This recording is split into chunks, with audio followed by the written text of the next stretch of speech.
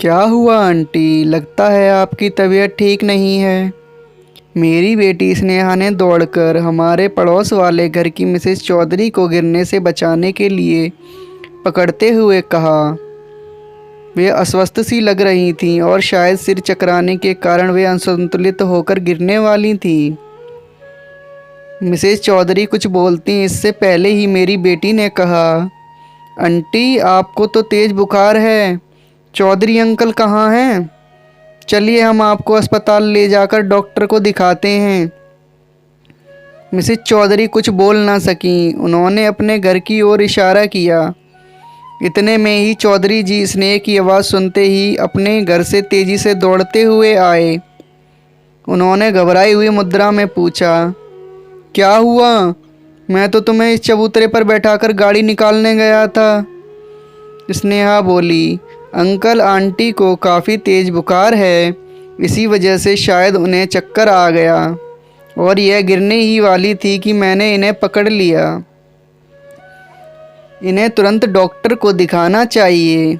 मैं पापा को बुलाती हूँ, हम अभी डॉक्टर के पास चलते हैं।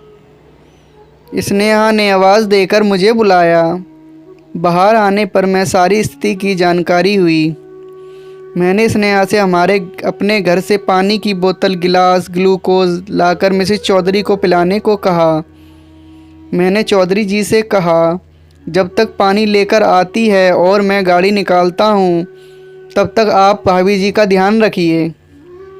मैंने गाड़ी निकाली। चौधरी जी और स्नेहा मिसेस चौधरी को बीच में बैठाकर सहारा देते हुए पीछे वाली सीट पर बैठे। हम चारों गाड़ी से अस्पताल के आपातकालीन विभाग में पहुंचे। डॉक्टर ने मिसेस चौधरी का चेकअप किया और उन्हें स्वास्थ्य संबंधी कब और क्या समस्या है इसकी जानकारी दी।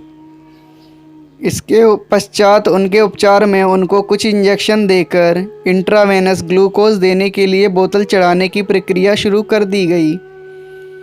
डॉक्टर के अनुसार मिसेस चौधरी को डिहाइड्रेशन हो गया था, इसलिए रिहाइड्रेट करने के लिए चिकित्सीय देखरेख में उन्हें अस्पताल में रोकना अनिवार्य था। डॉक्टर के अनुसार उन्हें पहले ही आ जाना चाहिए था।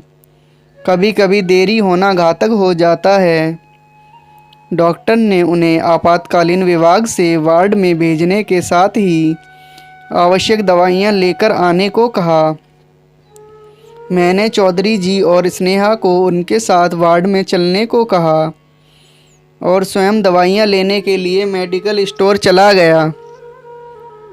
डॉक्टर के द्वारा लिखी गई सभी दवाइयाँ मैं मेडिकल स्टोर से लेकर आ गया।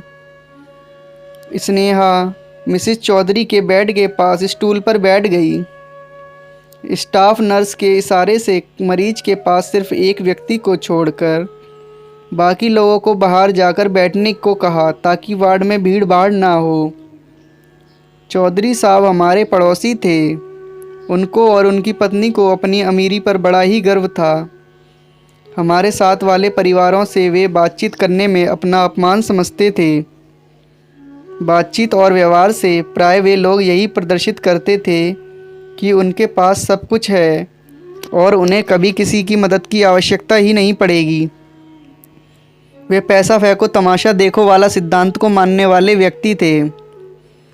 मिसेस चौधरी भी गली में अपनी चर्चा के दौरान कहती थीं कि इस गली में हमारे पतिदेव की सैलरी के बराबर किसी की भी सैलरी नहीं है। गांव में भी हमारे पास जितनी प्रॉपर्टी है उतनी प्रॉपर्टी हमारी इस गली में तो क्या पूरे मोहल्ले में भी किसी के पास नहीं होगी। उनके अनुसार उनके स्टैंडर्ड के हिसाब से यह गली है ही नहीं।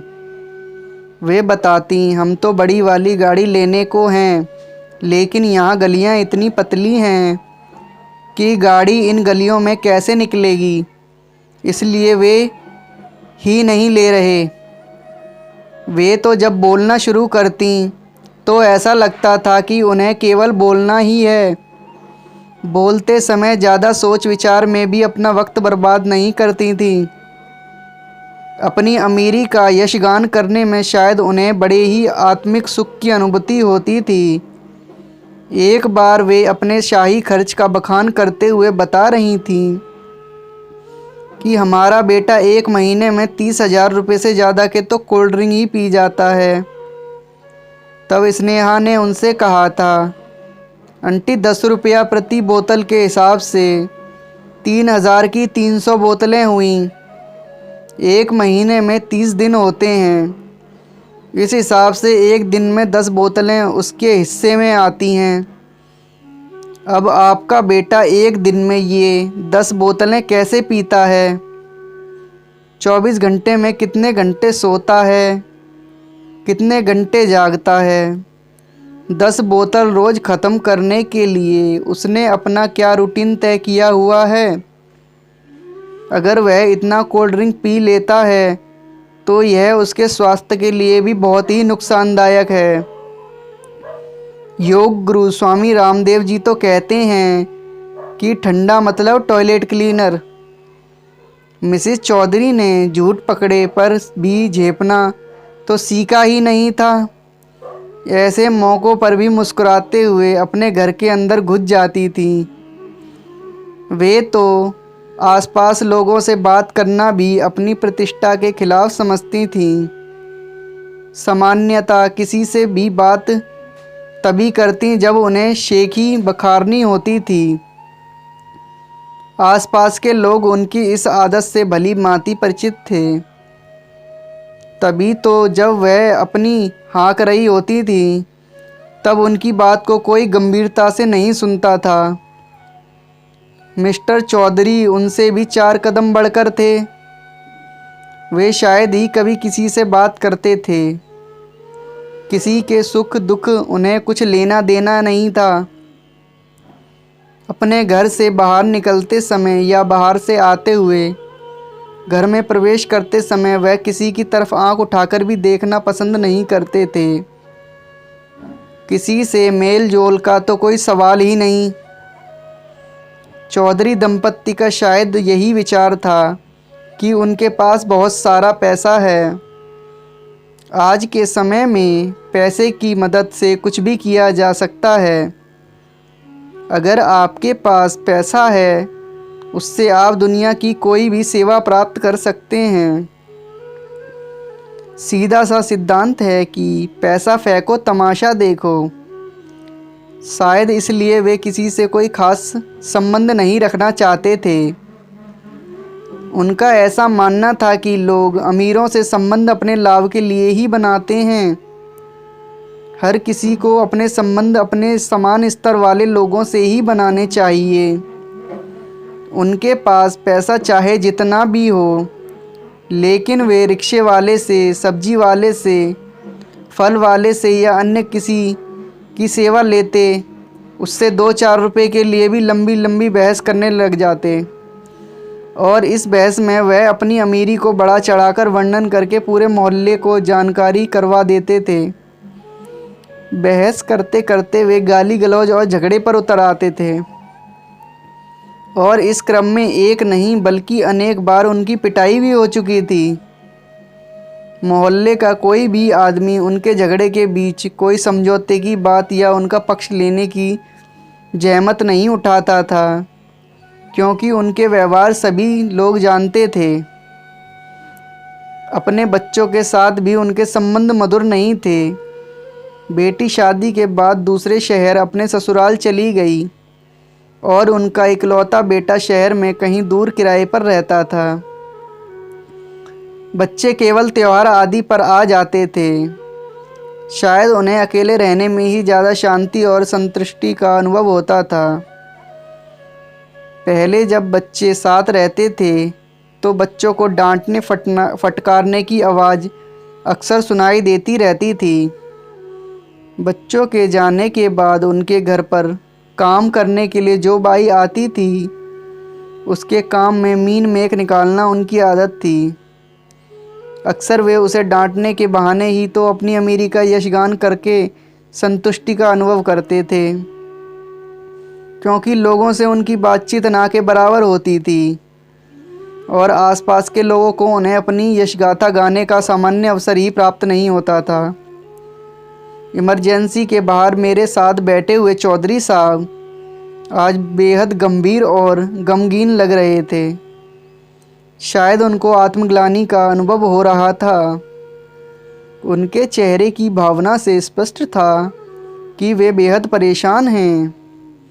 उनके कंधे पर मैंने ज्यों ही हाथ रखा तो वे फफक फफक कर रो पड़े।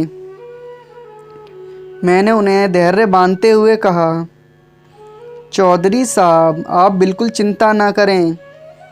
हम सब तन मन धन सहित आपके साथ हैं। आपको किसी भी प्रकार की चिंता करने की आवश्यकता नहीं है। भाभी जी जल्दी ही ठीक हो जाएंगी। जैसे कि डॉक्टर भी कह रहे थे कि हम लोग उन्हें सही वक्त पर ले आए। देर होना घातक हो सकता था। इतना सुनते ही वो फूट फूट कर रोने लगे और कहने लगे, हम दोनों का व्यवहार आप लोगों के साथ मधुर नहीं रहा, लेकिन फिर भी आपने हमारी उन गलतियों की तरफ ध्यान न देकर हमारी मदद की है। इस समय आप लोग देवताओं की तरह हमारे रूखे व्यवहार को ध्यान में दिए बिना हमारी सहायता में लग गए। हम आपके आजीवन शुक्रगुजार रहेंगे। मैंने सांत्वना देते हुए उनसे कहा, आप नाहक ही अपराध बोल लिए बैठे हैं। हम लोग तो ऐसा कभी नहीं सोचते। आजकल सभी का समय बहुत ही कीमती है। हर आदमी को अपने काम में व्यस्त है। आखिर हम एक दूसरे के पड़ोसी हैं। हमारा आपका सबसे निकट संबंध है।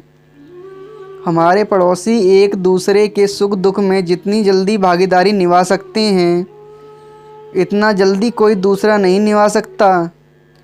हमारा या आपका कोई निकट संबंधी जब जानेगा तभी तो आ पाएगा, और जानने के बाद भी उसे हमारे पास कितना समय लगेगा, यह भी परिस्थितियों पर ही निर्भर करता है। आज हमारी समझ में आ चुका है कि आदमी का काम आदमी से ही होता है। अगर इस समय आप लोगों ने मदद ना की होती तो मैं अकेले इसे कैसे लाता, और अगर देर हो जाती तो न जाने क्या हो जाता। इंसान की जान अमूल्य होती है। इसकी पैसे से तुलना नहीं की जा सकती। मानवीय मूल्यों की कभी भी पैसे से तुलना नहीं की जा सकती। चौधरी जी के मन के पश्चात ही ज्वाला शांत नहीं हो रही थी। मैंने उन्हें इस विषय से पूरी तरह निश्चिंत और शांतिपूर्वक धैर्य धारण कर पूरा ध्यान भाभी जी के स्वास्थ्य की ओर लगाने के लिए कहा। जब मैंने उनसे यह जानने की कोशिश की कि इतनी गंभीर समस्या अचानक तो नहीं आ सकती, तबीयत कई दिनों से खराब रही होगी, तब उन्होंने बताया कि पिछले एक हफ्ते से इसने काम वाली बाई को डांटकर भगा दिया। तबीयत खराब होने के बावजूद यह काम करती रही। मेरे पास भी इसे डॉक्टर को दिखाने का समय नहीं था। आजकल बेटे से बातचीत बंद है, इसलिए उसे भी खबर नहीं की गई।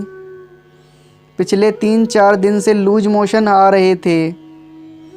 कल सुबह से हल्का और बाद में बुखार तेज हो गया। शाम को भी तबीयत खराब लग रही थी, पर बहुत ज़्यादा नहीं। रात में करीब 2 बजे तबीयत कुछ ज़्यादा खराब होने लगी थी, लेकिन इतनी रात में ले जाना संभव नहीं लगता था। सवेरे तक जो हाल हुआ उसके हिसाब से इसे मैं अकेले कैसे लाता। स्नेहा ने जिस समय इसे पकड़ा उस समय उसकी हालत को देखकर तो मेरे हाथ पांव ही फूल गए थे। आज मैं जान चुका हूँ कि सच्ची दौलत आपसी सहयोग संबंधी ही है, बाकी ये धन संपत्ति सब गौण है। मैंने उन्हें अपराध बोध से पूर्णतया मुक्त कराने के उद्देश्य से कहा, आप इन सब चीज़ों को भूल जाएं और बीती ताही बिसारी के आगे की सुध ले हूँ, क्योंकि वे क्षण जो तुम्हें दुख दें उन्हें भूल जाना ही श्रेयस्कर है।